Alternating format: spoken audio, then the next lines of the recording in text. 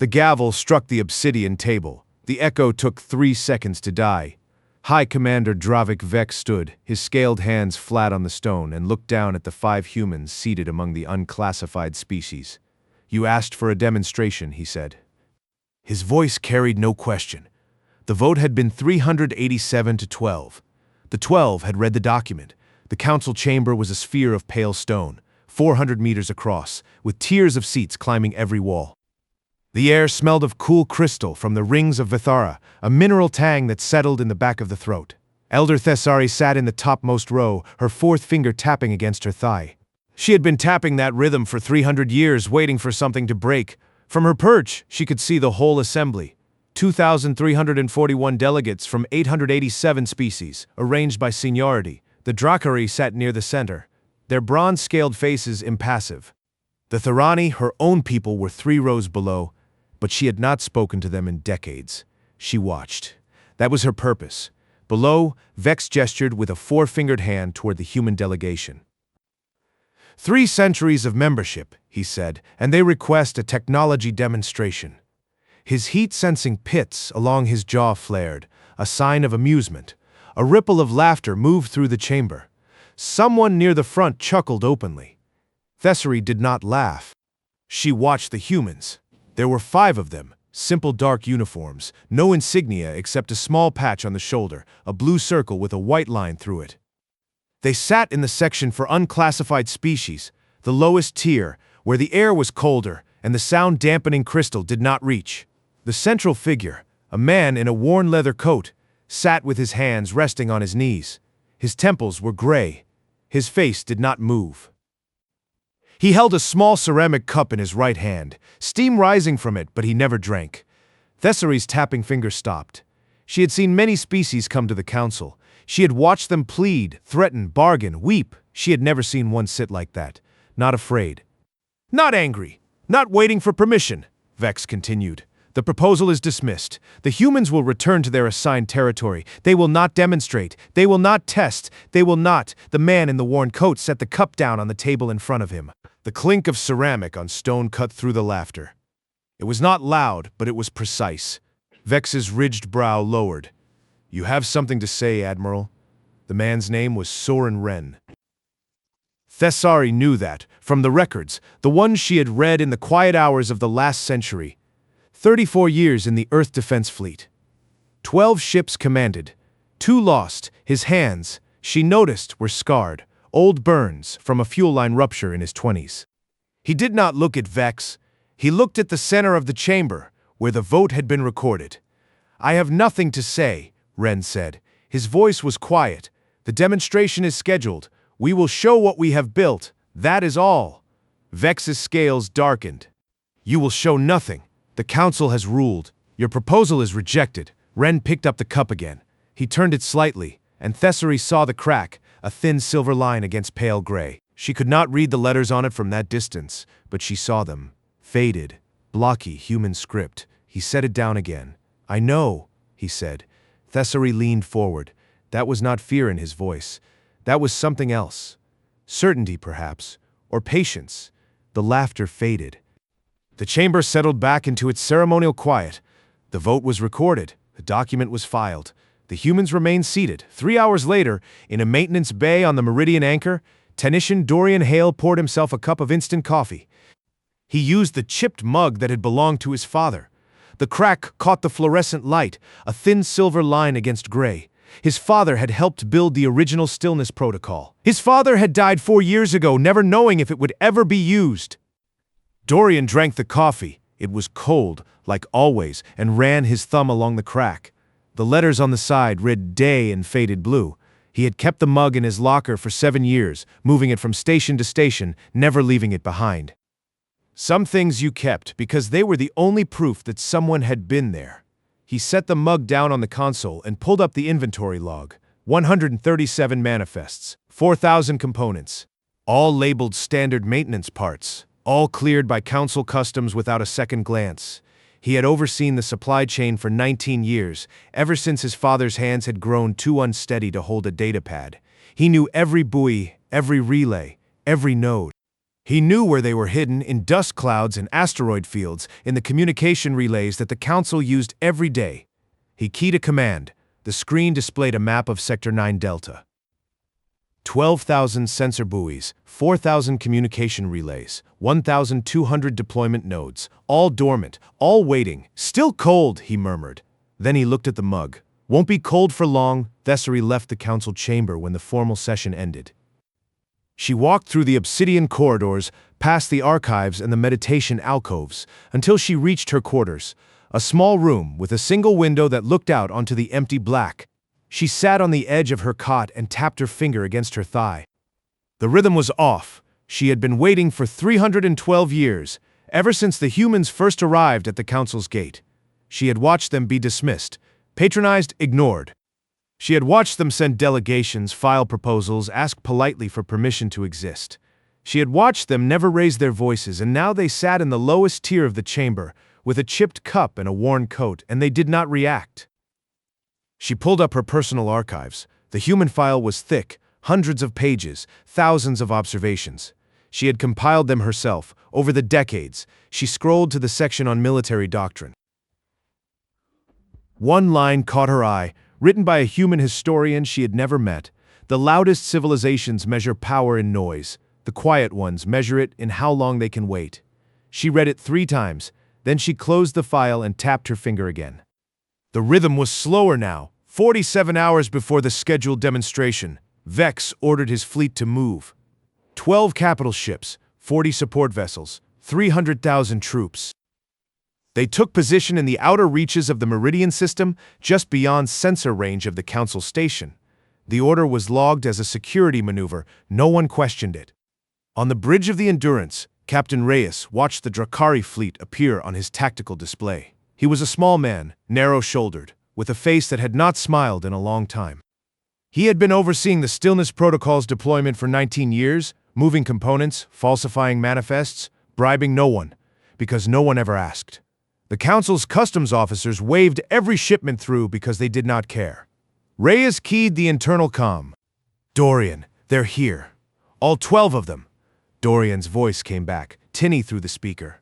"I see them. Protocol is still cold. We wait." Reyes looked at the display. The Drakari ships were massive, each one bristling with weapons, each one a monument to the Council's power. His own ship was 300 meters of unremarkable metal, unarmored, unarmed. He had flown it for 12 years. He had never fired a shot. "The Admiral is still in the chamber," Reyes said. "I know," Dorian said. "He's buying time." Reyes leaned back in his chair. The chair creaked. He had not replaced it because it reminded him of his first posting, back when he was a lieutenant and believed that the Council would eventually listen. He had stopped believing that 5 years ago, after the report on the 4,000 civilians. He pulled up the file. The report was classified collateral damage, but he had seen the raw data, the images, the names. He had memorized one of them, a child, age 7, who had been caught in a stabilization operation on a colony that had refused to accept Council law. The child's name was Lynn. The report did not mention Lynn. The report mentioned 0 civilian casualties. Reyes closed the file. He looked at the Drakari fleet. Then he looked at the countdown on his console. 47 hours. He had waited 19 years. He could wait 47 more. Thessery heard the rumor before it was confirmed. A junior aide, one of her own species, came to her quarters with a pale expression. "Elder, the Drakari have mobilized. They intend to intercept the human ship before the demonstration." Thessery did not react. "Who told you this?" The aide hesitated. "Everyone knows. Vex broadcast the order. He wants the humans to see the fleet and cancel." "Will they?" The aide blinked. "Cancel? The humans? They have 5 ships in the entire system. One of them is the Endurance, and it has no weapons." Thessery stood. She walked to the window and looked out at the black. "They will not cancel," she said. "You do not understand them." She turned. Her 4th finger tapped once, twice, 3 times against her thigh. The rhythm was steady now. "What is the current time?" The aide checked her data pad. 46 hours and 11 minutes until the demonstration." "Good," Thessery said. "I need to see the human delegation." She walked through the lower corridors, past the sections reserved for unclassified species. The air grew colder, the stone rougher. She found the human quarters a single narrow room with 5 chairs and a table. They were not sleeping. They were sitting in the same position she had seen in the chamber. Ren was in the center, the cup in his hand. The other 4 Voss, Chen, a young woman with short hair, and an older man with a datapad were arranged around him. Thessery stopped at the doorway. "Admiral," Ren looked up. His face did not change. "Elder?" She stepped inside. "The Drakari fleet is moving. You have 46 hours to cancel." "We know," Ren said. "You do not have weapons. You do not have support. The Council will not protect you." Ren set the cup down. The crack faced her now, the letters "Dad" visible. "We know that too," Thessary's tapping finger stilled. "Then why are you still here?" Ren looked at her. For the first time she saw something in his eyes, not fear, not anger, a deep, quiet stillness. "Like the surface of a frozen lake. Because we have been watching for 300 years, he said, "and we know exactly what they have done." He turned to the young woman, Chen, the one who had memorized the activation sequence. "What is the status of the stillness protocol?" Chen did not look up from her datapad. "All nodes report dormant. Relay network is stable. The Drakari are in range of 89% of the sensor buoys." "Good," Ren said. Then he looked back at Thessary. "You asked why we are still here. We are here because we are not asking for permission. We are here to show them something." Thessary's breath caught. "Show them what?" Ren picked up the cup. He turned it so the crack caught the light. "The truth," he said. "The one they've been hiding for 9,000 years." He took a sip of the cold tea, the first sip she had seen him take. Then he set the cup down and said, "You should go back to your seat, Elder. You will want to see this." Thessary did not move for a long moment. Then she turned and walked back through the cold corridors, her finger tapping a new rhythm. Faster now. She returned to the topmost row of the council chamber.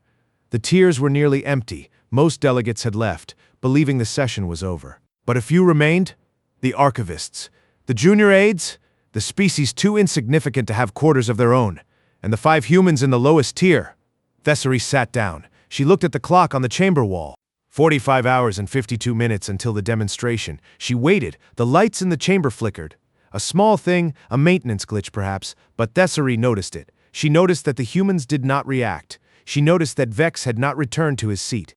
She noticed that the Drakari ships had not moved closer. She noticed that the human admiral was no longer holding the cup. It sat on the table, the crack facing upward, the letters "Dad" catching the dim light. And she noticed for the first time in 312 years that she was not waiting for something to break, she was waiting for something to begin. The council chamber had not been this full in decades. Delegates returned to their seats, summoned by whispered alerts. Their faces a mix of confusion and irritation.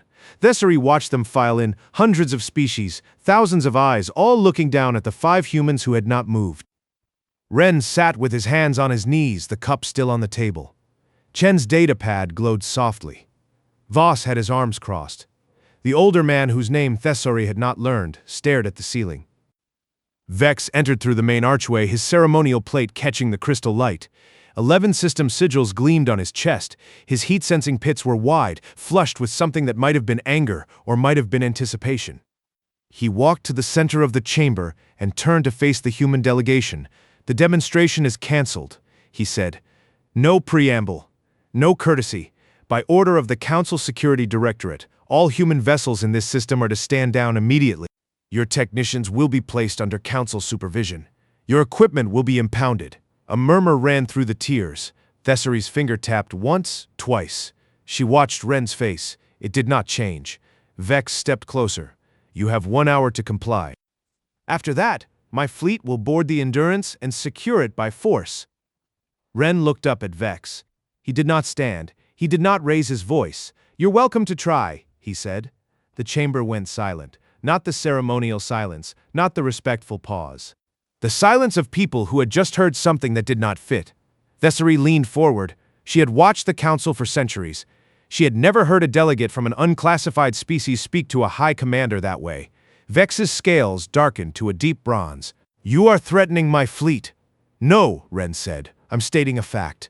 The Endurance is a civilian vessel. It has no weapons, but it has a crew that has been waiting for this moment for 300 years, and they are not afraid of you."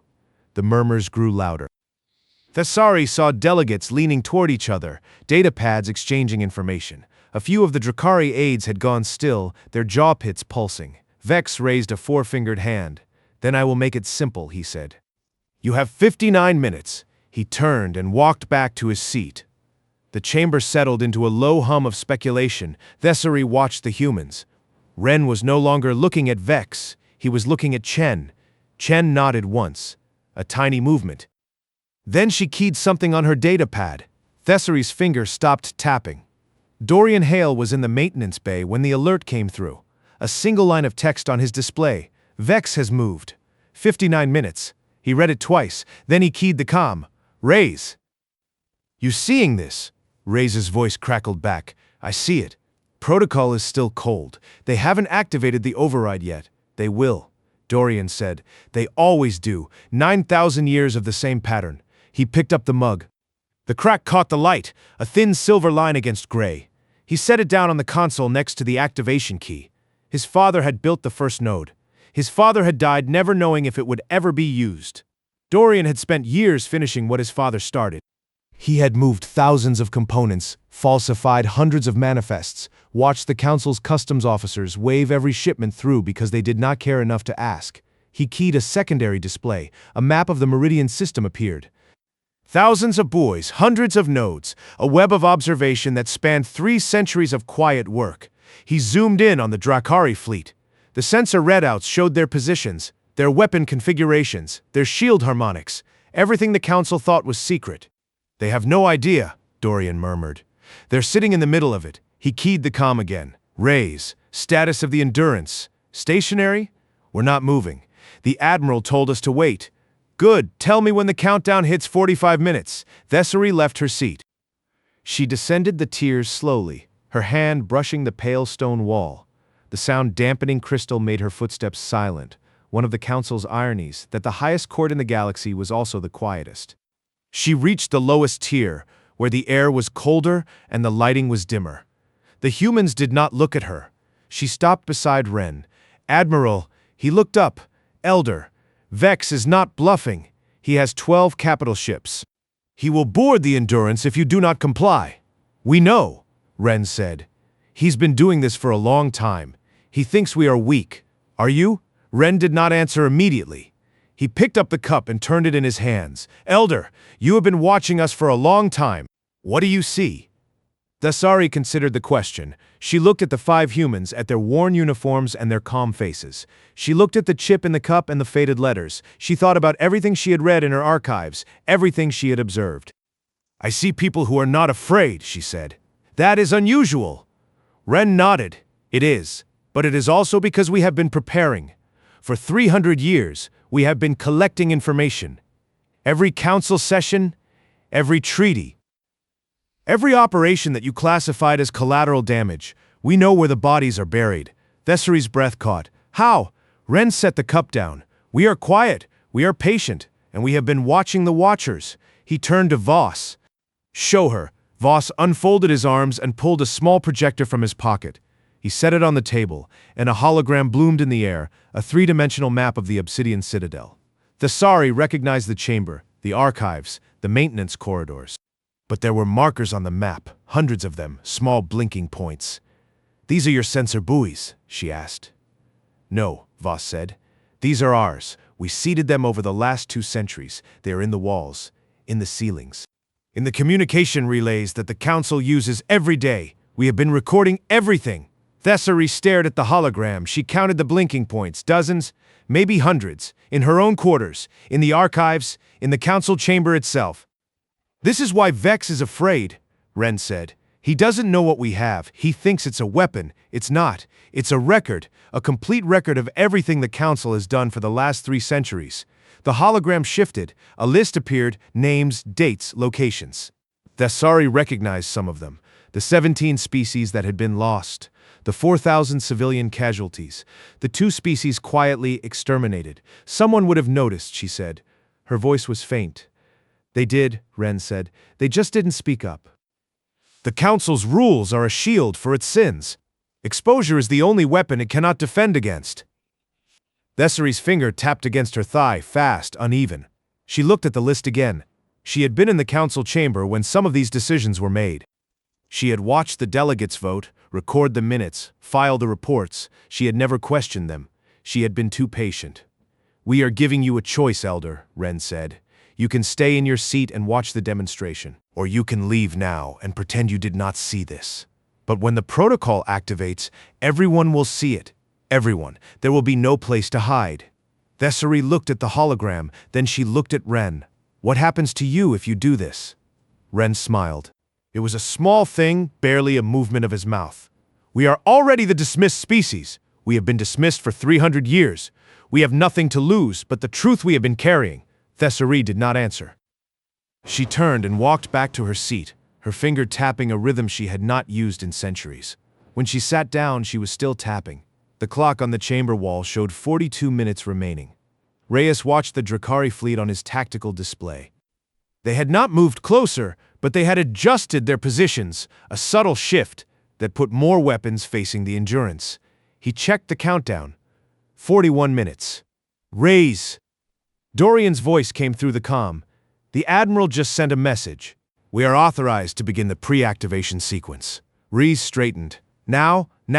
The Council is watching. Vex is watching. We need to show them something before they panic." Reyes keyed the command. A soft hum filled the bridge, the sound of the stillness protocol warming up.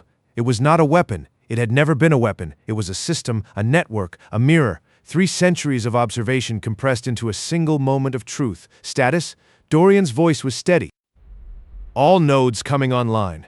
Boys 1 through 1200 reporting clean. Relay network at 100%.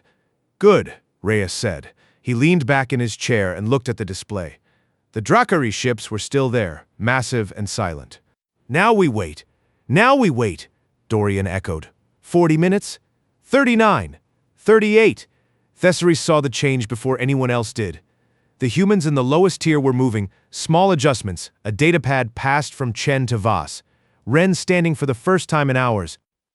He walked to the center of the chamber and faced the empty podium where the council president usually sat. "Your attention," he said, quietly, but the sound-dampening crystal did not dampen it. The chamber went still. Vex rose from his seat. "You are not authorized to address." "I am not asking for authorization," Ren said. "I am telling you what is about to happen." He turned to face the tiers. "For the last 300 years, we have been members of this council. For the last 300 years, we have been dismissed, ignored, and patronized. For the last 300 years, we have watched you do this to other species, the ones you lost, the ones you did not investigate, the ones you quietly erased." A murmur rippled through the chamber. Vex stepped forward.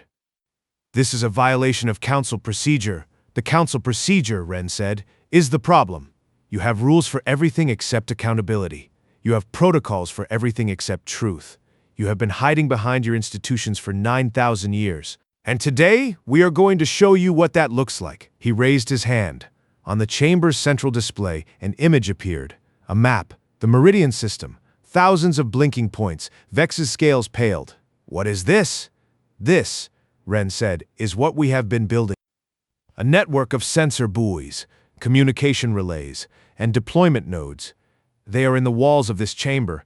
They are in the dust clouds your ships fly through. They are in the asteroid fields your mining operations harvest. They have been recording everything for 3 centuries.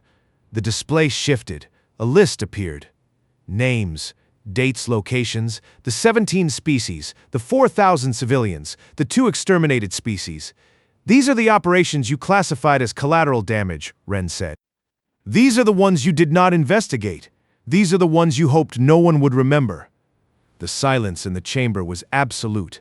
Thessery could hear her own heartbeat. She looked at the Drakari delegation. They had gone still. Vex's hands were gripping the edge of his seat. "This is not a weapon," Ren said. "It is a mirror. It shows you exactly who you have been." He turned to Chen. "Activate the stillness protocol." Chen's fingers moved across her datapad. The central display flickered. And then the council saw itself. Every treaty, every secret annexation, every operation that had been classified, every casualty count that had been altered, every species that had been lost and never found. The records were complete, time-stamped, verified. The council's archives had been mirrored, copied, and cross-referenced. There was no room for denial. Vex's voice was a rasp. "This is impossible." "It is possible," Ren said. We have been doing it for 300 years. You told us we were primitives. You told us we were untested. You told us we were beneath notice. We listened, we waited, and we prepared. The display scrolled through the evidence. Thessery watched the faces around her, delegates who had voted for these operations, aides who had filed the paperwork, archivists who had buried the truth. Some of them looked away. Some of them stared at the display, their mouths open. None of them spoke. Vex stood. His hands were shaking.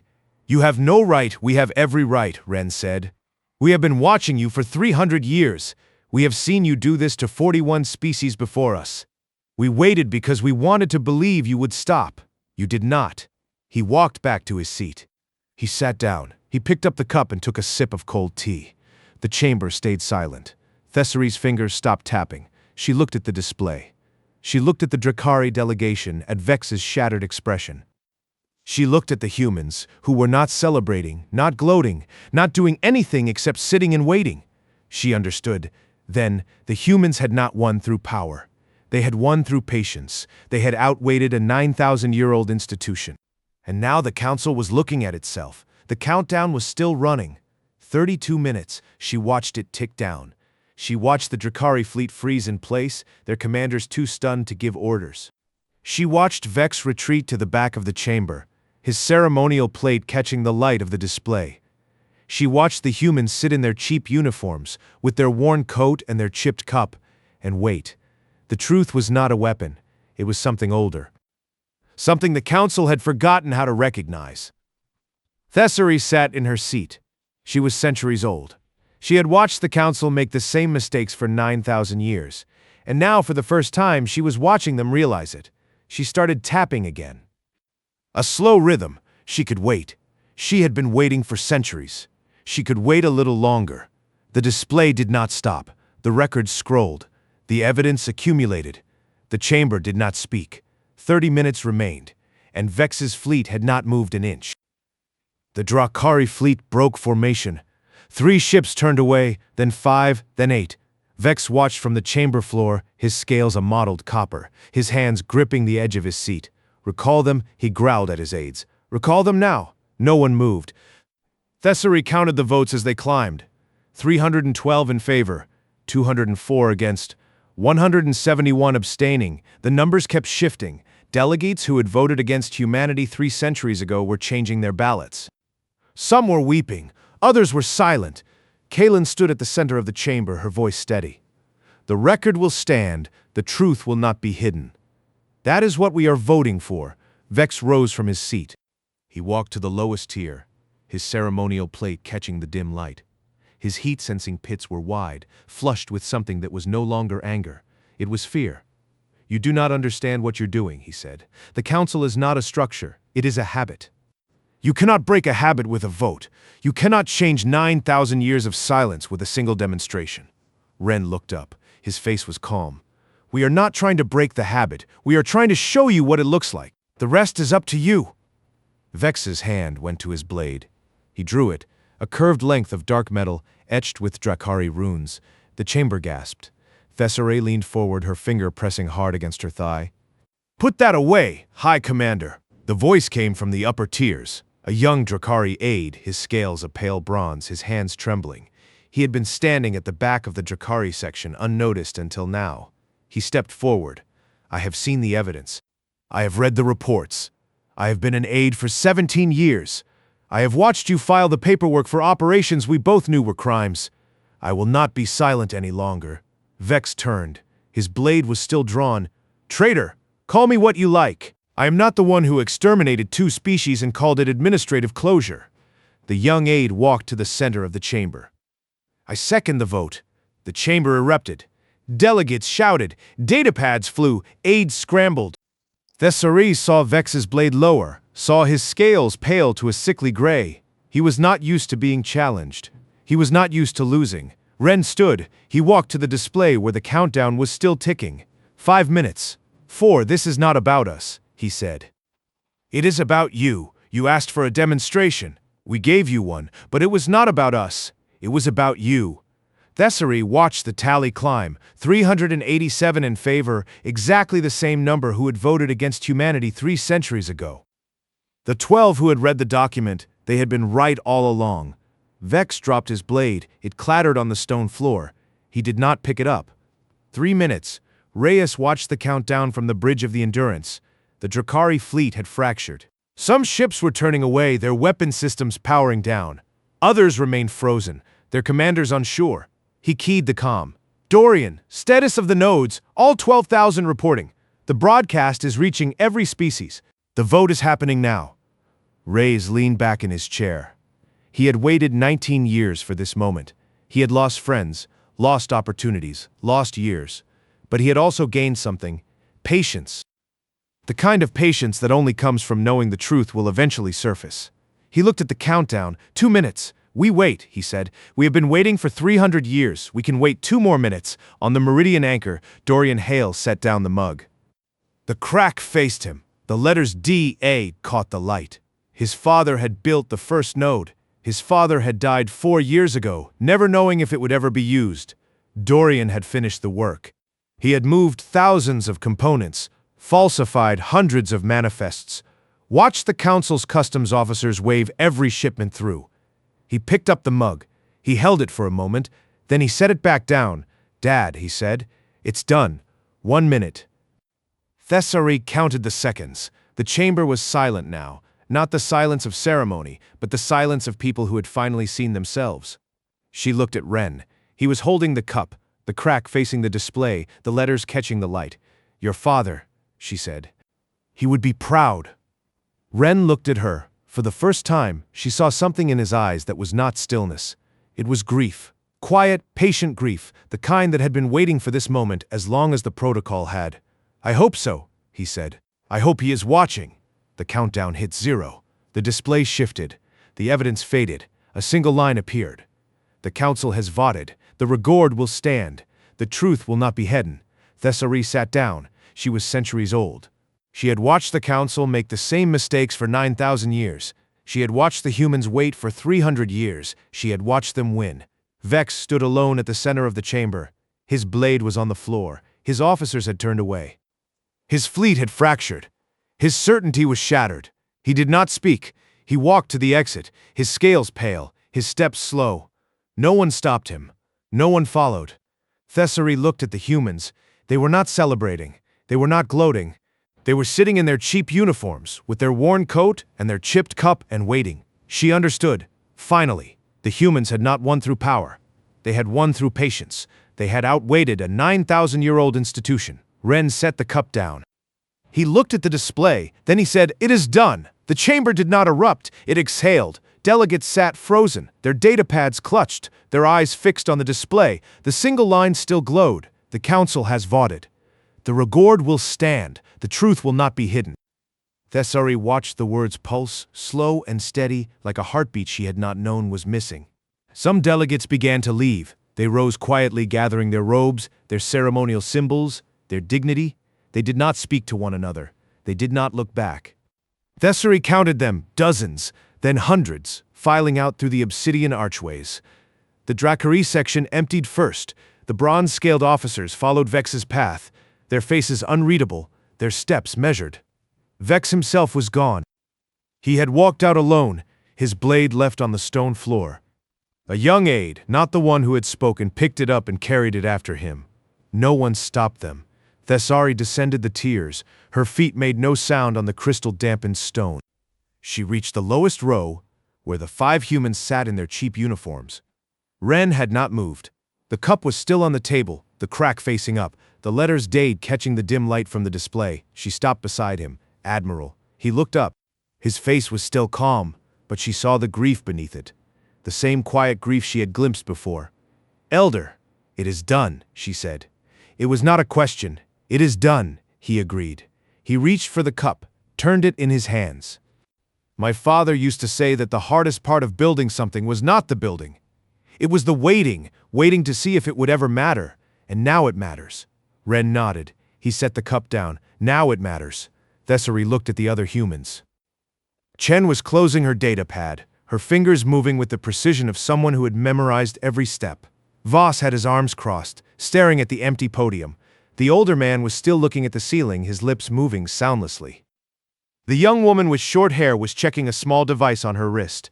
"What happens now?" Thessery asked. Ren stood. He adjusted his coat, a small, ordinary motion, the kind of thing a man did before leaving a room. "Now we go home. We have done what we came to do. The rest is up to you." He picked up the cup. He looked at it for a moment, at the faded letters, at the crack that had been there for longer than he had been alive. Then he held it out to Thessery.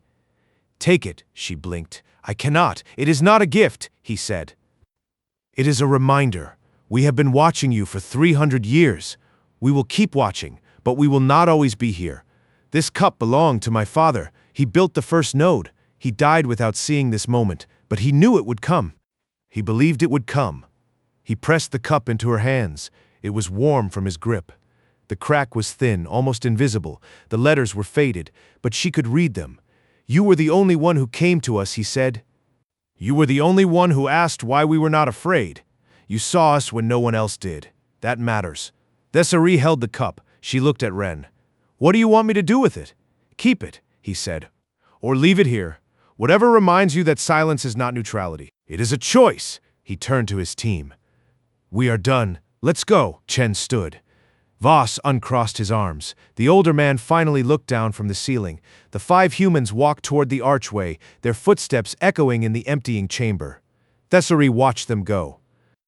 They did not look back. She stood alone in the lowest tier, the cup in her hands. The display still glowed. The chamber was nearly empty now. Only a few aides, a handful of archivists, and Kalen, who had remained in her seat. Thessery walked to the center of the chamber. She set the cup down on the podium where the council president usually stood. She turned it so the crack faced the empty tiers. The letters caught the light. She looked up at the display. The line had not changed. She thought about the 12 who had read the document, the ones who had voted against the council 3 centuries ago. They had been right. They had seen it coming, and now everyone else had seen it too. She thought about Vex walking through the obsidian corridors, his certainty shattered. She thought about the young Drakari aide who had spoken, the one who had broken the silence. She thought about the fleet that had fractured, the ships that had turned away. She thought about the humans walking back to their ship, to their unremarkable metal vessel, to the years of waiting that had finally ended. Thessery did not know what the council would become. She did not know if the truth would change anything. She did not know if 9,000 years of habit could be broken by a single demonstration. But she knew one thing. She sat down in the empty chamber. She looked at the cup.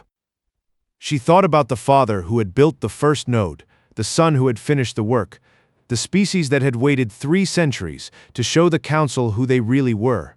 She thought about the line Ren had not spoken, the line she knew was coming. She waited. The chamber was silent, not the silence of ceremony, not the silence of fear, the silence of people who had finally seen themselves. Thessery looked at the cup. The letters were faded, but she could read them. DAD. She thought about the man who had written them, the man who had never known if his work would ever be used. She thought about the son who had carried the cup across the galaxy, who had finished what his father started. She thought about the moment she had first seen Ren, sitting in the lowest tier, not afraid, not angry, just waiting. She understood now. The humans had not won through power. They had not won through technology. They had won through patience. They had outwaited a 9,000-year-old institution, and now the council was looking at itself. She stood. She walked to the podium.